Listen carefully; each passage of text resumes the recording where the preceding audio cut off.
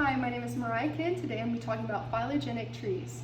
So in my example, I'm going to be using earrings as my operational taxonomic unit, or OTU.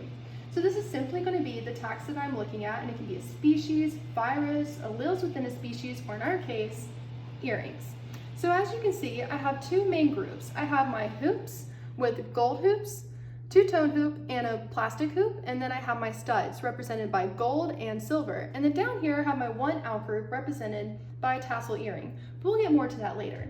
Right now I want to talk about the layout of my tree. This is a rooted tree, meaning that it has this one common branch down here that then gives rise to all these other branches down here. So what are the advantages of this? Well, I can see my sequence of events. I can see what ancestor would have diverged first, or which one would have diverged later on. And I can also see how closely related my earrings are. So before we get to that, let's look at our internal nodes. Internal nodes are going to be the areas where my branches meet with one another. These are going to be the ancestors that diverged and gave rise to our new earrings. So going back to what's most commonly related, our most recent ancestor depends on what we're asking for.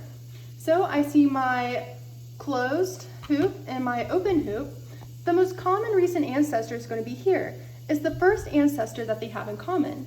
I can also see that I have a pretty short branch here. This means that they're really closely related to one another. And then if I look down here, I see that my two-tone hoop is not as related to my gold hoops up here. The branch is slightly longer. And even longer is my red hoop from the other ones. Now we see this really long branch down here. Well, that's because this is a part of our outgroup. An outgroup is just something that diverged earlier than everything else. As I can see, the most common recent ancestor for my gold hoops and my tassel earring would have occurred way down here, meaning that it diverged much sooner than the rest.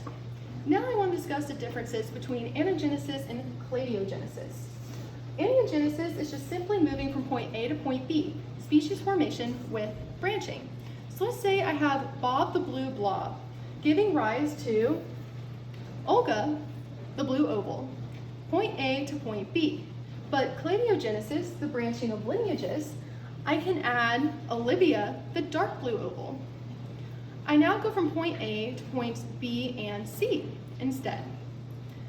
I hope this helped you to understand phylogenetic trees. Please check out these resources if you have any questions.